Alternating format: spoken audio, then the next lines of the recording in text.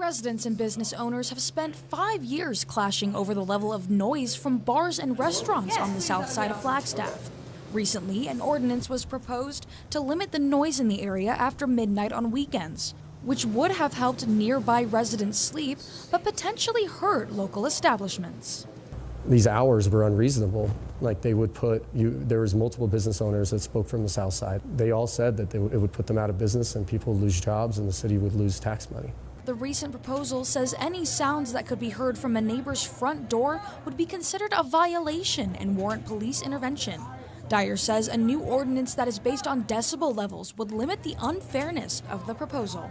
Almost every noise ordinance in towns is based off of decibel levels because it's something that you can measure and it's something tangible that can hold up against it, in different arguments.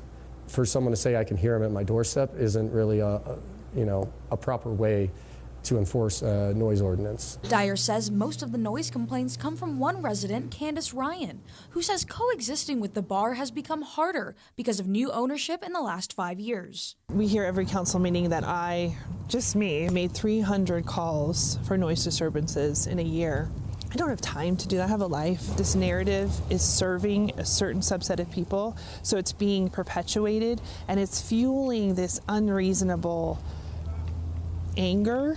Ryan says she is standing up for residents unable to speak for themselves. I have an activist soul, I always have. Right now it's feeling extra strange because there is some hostility.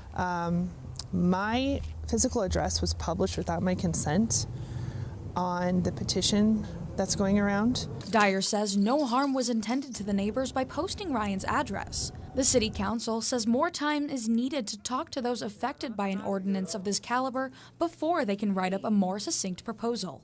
Michaela Richardson, NAZ Today.